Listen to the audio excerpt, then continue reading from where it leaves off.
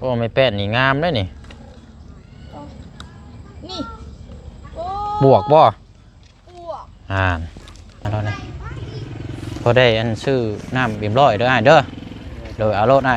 ใจเด้อโดยบ่เป็นหยังโดยเอาไว้โอ้ยขอบใจโอเคบัดนี้ได้แล้วมันเป็นยังอ่อนพุ่นบ่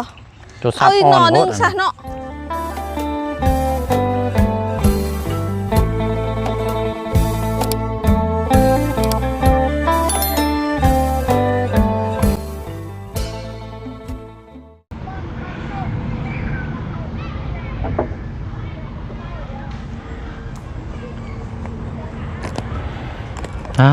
เนาะเอาพี่น้องเนาะพบเจอกันช่วงจะค่อยคำลงแรงเคสของทางน้องป๊อปมื้อนี้พี่น้องเนาะรอบเช้าบ่ได้เข้ามาพี่น้องเนาะให้ทางทีมงานพี่น้องเนาะเพิ่นก็เข้ามาเบิ่งสำหรับทางเวียกงานต่อที่ว่าตัดกุกมีเท่านั้นแหละพี่น้องเนาะเพราะว่าตอนแรกของเมื่อวานนี่เนี่ยบ่สำเร็จเนาะพี่น้องเนาะเพราะว่าทางน้าบ่าวน้องป๊อปก็บาดเจ็บพี่น้องเกี่ยวกับแผลเนาะใบเลื่อยนี่แหละพี่น้องเนาะก็เลยยุติก่อนแล้วก็นี่แหละเนาะอาจจะเรียบร้อยดีพี่น้องเอ้ยโอ้เนาะเป็นยังไงนี่พวกกินบ่พวกแล้วนี่พวกกินไหมแล้วนี่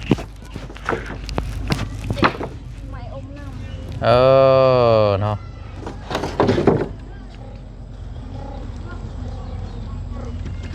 โอ้ไม่แป้นนี่งามเลยนี่บวกบ่เริ่มเลยนะฮะ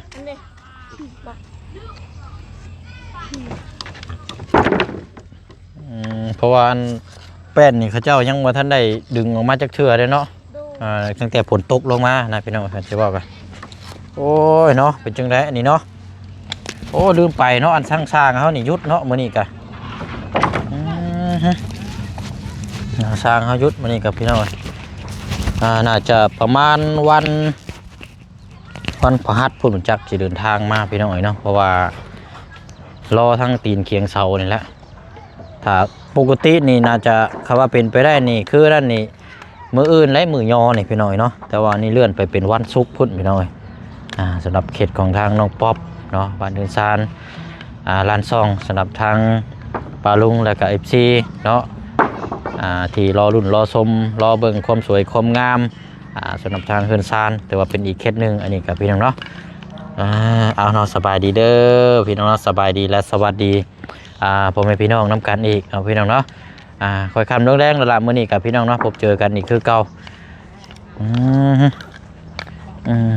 นั่นแหละก็คือได้ยินว่าสิโยกย้ายเฮือนหลังนี้บอกพี่น้องเอ้ยหรือว่านี่ได้นี่เนาะเดี๋ยวถามทั้งน้องป๊อปก่อนตัวสิย้ายเฮือนหลังนี้แหละเอาไปไว้หลังมองทางนาของขังบ่เสียงมองนี้พี่น้องเอ้ยเพราะว่าสิให้เฮือนครัวกับเฮือนนี่ต่อกันเลยว่าซั่นเนาะเป็นได้น้องเวียกตัวนี้ยังใช้ง่ายอยู่บ่ง่ายฮะบ่ง่ายแล้วเดี๋ยวเอายกเลิกแล้วเนาะ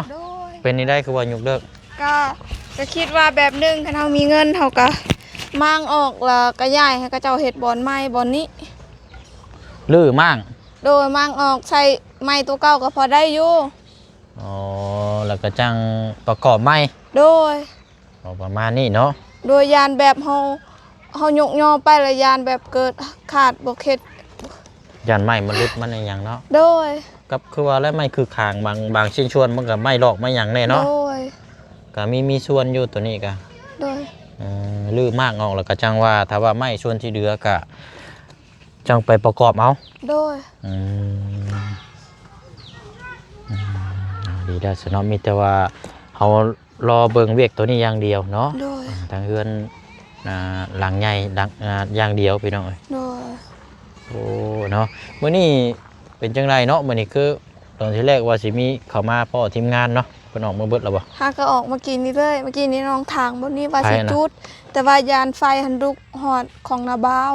โอ้ยอย่าไปเฮ็ดได้โดยให้มันกะอันนี้ก่อนจังจูดเนาะโดยจังหน่อยบัดว่าอันนั้นได้แม่นเอาไว้ก่อนก็ได้เนาะโดยเอาเป็นจังได๋ทั้งอันนาบ้าวเจ้าแล้วใครอยู่บ่มือเรา ก็บ่ฮู้คือกันบ่ได้ถาม เพราะว่าอยู่นำกันกับบ่ถามเรา บ่กล้าถามเนาะ เป็นนี่ได้คือว่าบ่กล้าถาม ก็บ่ฮู้คือกันบ่กล้า อ้าวช่างว่าแท้พี่น้อง โดยแต่ว่าซื้อยาให้ทางนาเบากินแล้ว อื ซื้อแต่เมื่อวานนี้แล้ว อันน่ะตัดไม้นี่ก็เล่าแล้วว่าตัดให้มื้อเช้า โด นี่ ย เนาะ เรานี่เป็นคนตัดให้ เรียบร้อยเลยเนาะ โดย อืมโดยเพราะว่าอาศัยทั้งเพิ่นสิว่าก็ญาติพี่น้องนํกันนั่นแหละพี่น้องให้ซอยกันเนาะแต่ว่าก็ถ้าว่าพี่น้องซอยก็ถ้าว่าคิดอีกแนวหนึงก็ถ้าว่าเฮามีน้ำจิตน้ำใจเฮาก็ซอยเพิ่นเนาะ โดยเฮาก็ บ่ได้ เอาเงินให้เพิ่น บ่น้อย กินน้ำกินใน100,000 อืม แล้วก็ซื้อยาให้พร้อม โดยอ้าวดีแล้วเนาะ โดย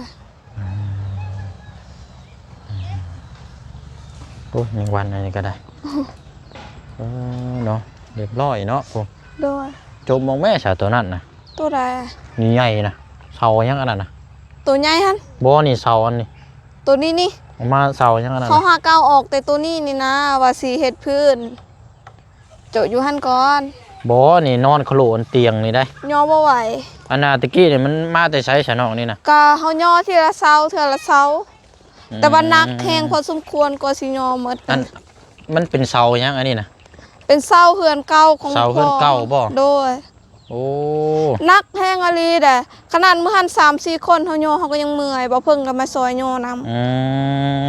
บ่มันเป็นไม้เก่าเนี่ยเนาะ ไม่เก่าแล้วก็แกน โอ้โตคักดีนี่ แม่น ไม่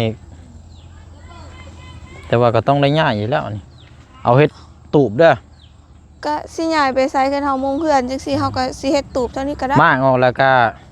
ซองงามๆแบบซี่นะบ่ต้องกบบ่ต้องยางมันหรอกให้มันเป็นแบบนี้แหละตั้งขึ้นแล้วก็เฮ็ดตูบน้อย โดย ไว้นั่งหน้าบ้านพุ่น โดยได้ เสางามครับ โดย เนาะเรียบร้อยเนาะอันนี้โอ้ใจเดืองคักแท้นี่ ต้องเลยพี่น้องเอ้ย โดย ตัวนั้นเลยสิเฮ็ดอยู่ได้บัดนี้เนาะ ก็ บ่ ตัว งาม หันบ่ค่ะคันสิเฮ็ดเป็นคือกับตัวนี้ก็ได้แล้ววะ แบบใด เฮาเฮ็ดแบบเฮ็ดเตียงนั่งแล้ว โอ้ คันบ่เฮ็ดเตียงนั่งก็เฮ็ดบอนเฮาล้างถ้วยล้างจานหั่นเด้ใส่ข้างใส่หยังคือบ่เฮาขึ้นบันไดหั่นเด้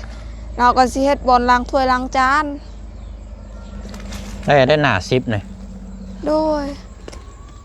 ยาวประมาณ2เมตรพุ่นบ่จักนี่บ่ บ่ฮู้คือกัน 2เมตรนี่พาเฮ็ดไม้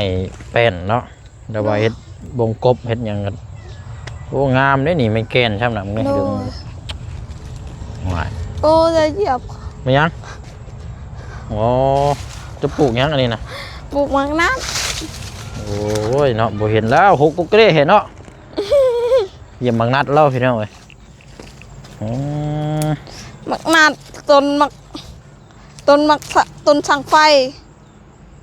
อืมผ้าเนาะเฮ็ดคักเด้นี่ ฮะ เจ้าสิเฮ็ดนี่ได้ซะตัวนี้นะ ก็มีแต่สิเฮ็ดเป็นเศร้า เสาบ่ โดย น้าบ่าวเจ้าเราสิพาให้ซั่นบ่ ก็ย่อแบบนี้เลยนะบ่าวบอกนะบ่าวเฮาก็ย่านพาบ่เป็นแถมนะบ่าวพวกนี้เจ็บมือเห็นบ่เฮาก็เลยบ่พาก็ได้ โอ้ยผ้าออกช้ามันจะงามผ้าเป็นสี่เหลี่ยมคือเสานี่ เพราะว่าเฮาก็อยากพาอยู่แม่นบ่แต่ว่านะบ่าวเฮาเจ็บมือเด้แต่วันนี้ล่ะเฮาก็เลยแบบย่านนะบ่าวเฮาเจ็บมือเฮาก็บอกว่าบ่พาก็ได้ จะเอาไปเฮ็ดเสาซั่นบ่ โดย ใหญ่ดีเสาอะเนาะ โดย เอาจังว่ากันซะเนาะ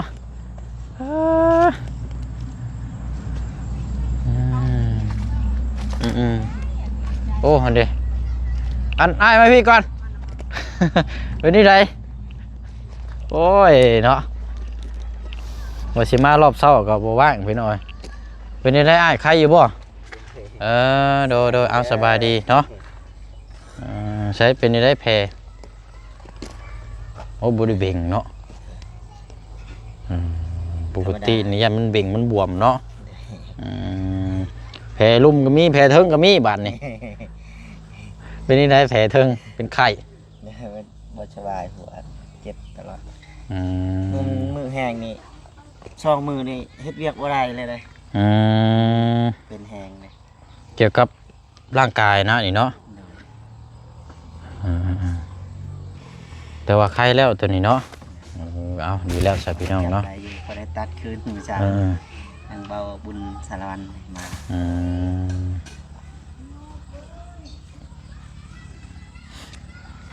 พักกันกินข้าวกินน้ำนะพ่อนี่นะ ยัง ยังอยู่เนาะน้องป๊อปได้ยังกินข้าวแรง กินมีคือเก่า กินมีต้มมีเนาะ โดย โอ้คักอยู่ได้ต้มมีกะบริสุทธิ์ยังมาพี่น้อง บ่เป็นหยังกินมีให้แล้วแซ่บ ต้มมีใส่ผักหลายๆเนาะ แต่ว่าไปจังไม่ต้องได้มากระออนกี้ไว้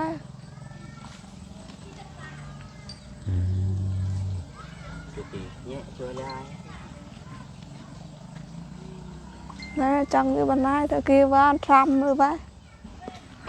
ทางออกเราแล้วป่าน่ะเนาะ โด ตัวย ใดมันใช่บ่ได้ตัวใดก็มันหกทางออกมันจังแปลน โดย กามันนั่นแหละจังดึงออกมา โดย ดึงออกมาจูดอยู่นอกพริกก็ได้แต่ว่านั่นก็เราบ่จูดเนี่ยมันลามไปทีของเขาเจ้ากัน โดยกระทาให้แห้งแล้วมันก็ซ้ำเองแล้วเราก็ค่อยจูดก็ได้ให้น้อยๆวันนี้ก็ยันใหญ่โพด เราบ่ต้องจูดหลายนะเนาะ โดย ดึงออกมาพี่ แล้วหากบ่แพ้แล้วบัดไข่มันลุก โอ้ยไปเฮ็ดได้บ่ไฟนี่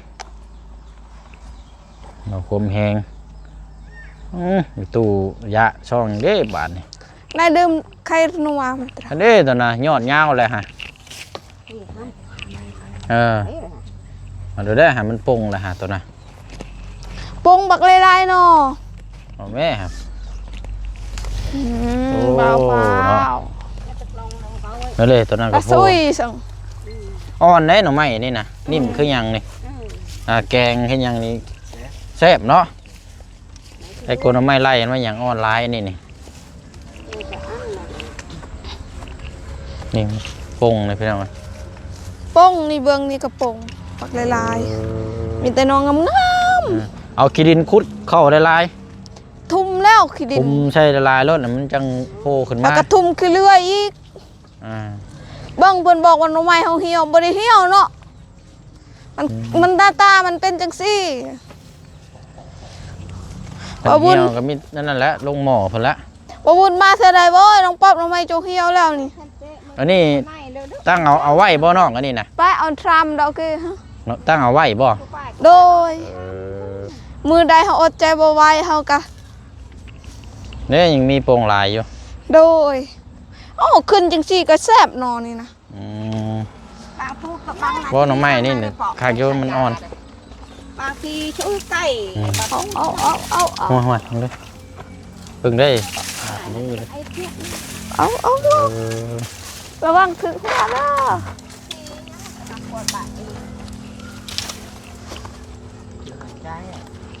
เกรียบอัก บ่แต่เอาหนูป่วย มาเนาะ เพราะได้เจ๊ชิชง มั อน นเป็น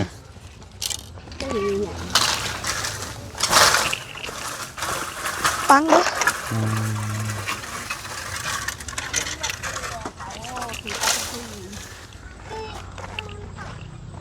อันนี้จะมองอันนี้จะ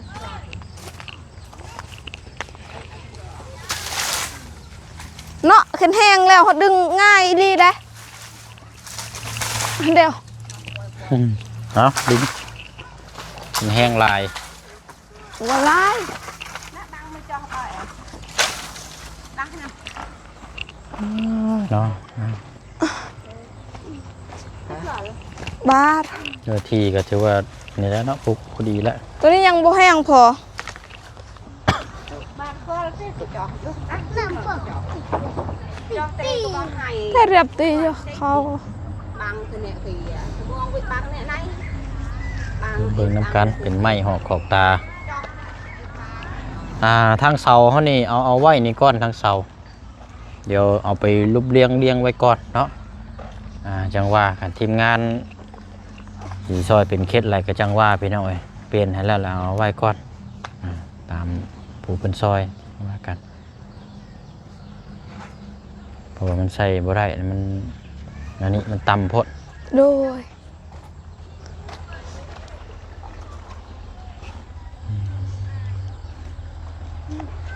มีอย่างแน่เพิ่มเติมแน่เนาะทีมงานเขามา บ่มี นี่แต่รอรุ่นยุคเฮือนอย่างเดียวเนาะ โดยมีแต่รอยรุ่นยกเฮือนอย่างเดียว กระซิบประมาณนี้แหละเนาะเพราะว่างบเฮานี่ก็ตามที่แจ้งไปนี่ก็พอแล้วพี่น้องเอ้ย โดย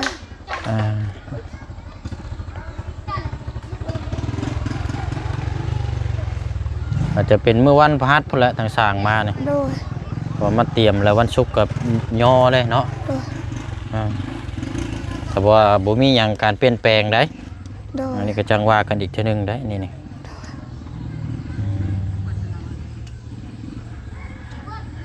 มีแต่ว่าอันนั้นบ่เสียงอันเอา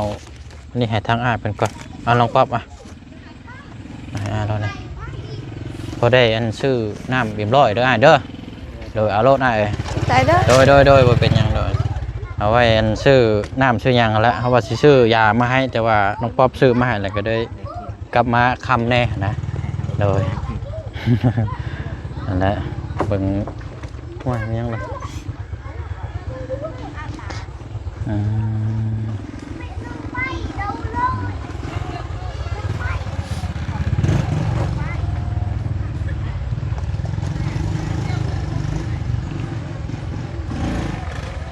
โอ้ยเบิ่งเด้อขับรถกำลังมึนได้ใช่ไหมนี่กำลังห้าวส่วนหลายที่เกิดอุบัติเหตุก็มีแต่ประมาณนี้แหละ โดย คนเวียดนี่ครับว่าถ้าขับเล็กน้อย ประมาณที่เกิดอุบัติเหตุน้ำถนนทางกับประมาณ12 13ประมาณรุ่นนี้แหละ โดย กำลังห่าวนะกันใช่ป่ะต้องระมัดระวังเนาะ โดย กับพี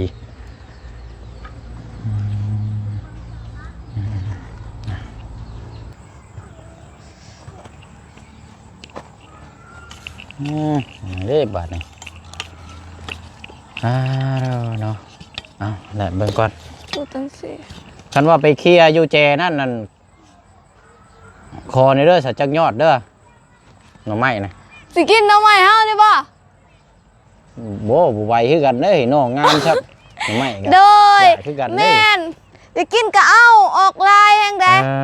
เนาะ เพราะว่าเฮาก็เอากินตลอด แต่ว่าออกไวแห้ง เบิ่งก่อนพี่น้องเพราะว่า นี่ อันหน่อไม้อันนี้น่ะมันงามได้ งามแล้วก็ออกไวลีกินบ่ทันแล้ว นี่ อันนี้กอนี่นั่นเป็นของอันกับทองหน้าบ้าวเจ้าอยู่นี่บ่น้ำกันบ่ ฮะ ดูแลน้ำกันบ่ โดยก็เบิ่งแยงนํกันอยู่นี่แหละ เอาซะพี่น้อยเนาะ ป้ออยู่ในบุญเลยเอาตัว ซันวาซี่ได้พี่น้อยคอหน่อไม้ทั้งน้องป๊อปเพิ่นก่อนพอหน่อไม้โซลายนี่ก็มีอยู่คือพวกหน่อไม้ประเภทอันหน่อไม้ไล่แต่ว่ามันแข็งมันเป็นเส้น แม่นแต่ว่าตัวนี้หันอ่อนแฮงอะลี อันนี้นายเคยกินอยู่นี่มันก็ได้อย่าเอามาต้มเผ็ดแก้วน้ำพริกนะพี่น้อย โอเคสิเอาตัวใดดีตัวแบบนี้แฮงอ่อนแต่ว่าตัวบ่ฮักก็เกิดหันแบบบ่ค่อย ตอนนั้น แซ่ มัน บ อย่างอันนั้นแล้วอันนั้นเอาไว้ก่อน สิเอาตัวไหน ใช้มันอันนั้นอยู่บ่อาจจะ2ยอดก็ได้น้องเด้อ ตัวอยู่ในนี่เนาะ อย่างไรก็ได้ตามปัจจัยตามศรัทธา แต่ว่า ได้ปะเนาะมันนี่ มันนี่ได้ใช่พี่น้อง หาบอลหาประตูมีช่อง น้องไม้อันนี้มันอันเชียวเอากับมันอ่อนแล้วมันบวกกับมันอันนี้แน่แหละพี่น้อง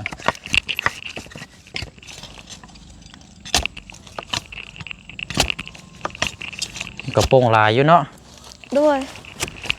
ลายแห้งเอา โอ้ยเสียมก็ได้ เสียมก็พอเสียมเนาะ โอ้นี่มันโป่งเต็มอยู่นี่เนาะ แม่น อืม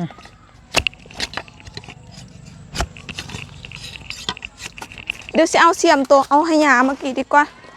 เสียมตัวนี้มันยังออก เอาจาก2ยอดก็ได้เอาน้ำไม้น้ำนองเพิ่นมาต้มก่อนพี่น้อยต้มตอนแรกนี่แหละต้มใส่แก๊สพี่น้อยเนาะแก๊สทั้งลูกตาที่ซื้อให้แล้วพี่น้อยก็ยังบ่ทันได้เบิดอยู่พี่น้อยตั้งแต่กันสิว่าก็2-3 เดือนแล้วเนาะพี่น้องเนาะยังบ่ทันได้เบิดอยู่ต้มใส่แก๊สแล้วก็นี่แหละเนาะว่าเฮาเฮ็ดกินคนเดียวง่ายๆแน่นะพี่น้อย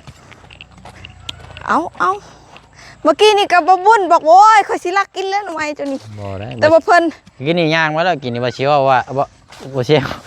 บ่ตัวนี้แล้วพี่น้องว่าสิแต่ว่ามันอย่างนั้นโทษ สูง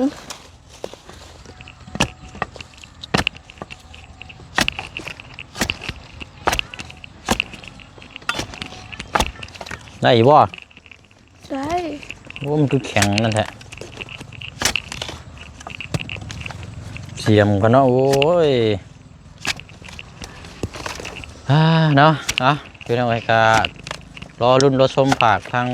ซีเฮาที่ตามเบิ่งน้ำกันพี่น้องเนาะอาจจะจบคำอยู่เคสน้องป๊อปนี่แหละมื้อนี้กับพี่น้องไอ้มื้อก็จังว่ากันเนาะตอนที่แรกว่าสิเข้าไปเยี่ยมยามทั้งพลักน้อยช่วงตอนแรงยันบ่ทันแล้วล่ะพี่น้องมันมืดเนาะมื้ออื่นอาจจะสิเข้าไปใหม่ นี่ ใช่เมื่อไงคือแบบนี้ขออีกยอดนึง ยอดหนึงบ่ เอาอีกยอดนึง โอเค ออนไลน์แล้ว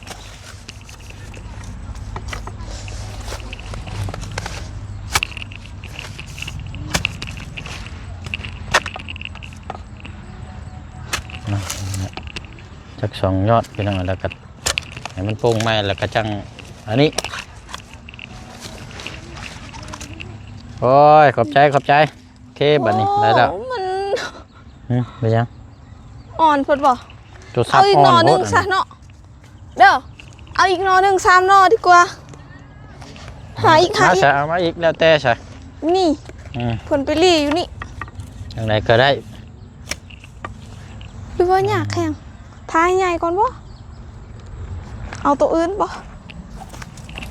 ดีแล้วฟังนี้ หมุนกอไล่กอไผ่แล้วพี่น้องกอไม่จังไผ่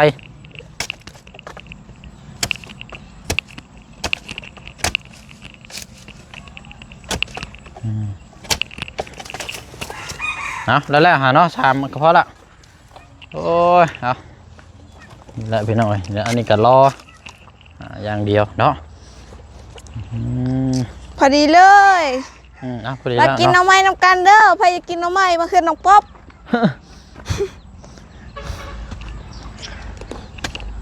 นี่กอเดียวนี่แล้วบ่ แม่นแต่บ่ออกร้าย30กิน นี่ถุงยาง เมื่อกี้นี่บ่บุญบอกว่าอยากได้แต่ว่าเพิ่นบอกว่ายาแล้วมื้อนี้เขากินไก่แล้ว โอ้ เป็นหยังถุง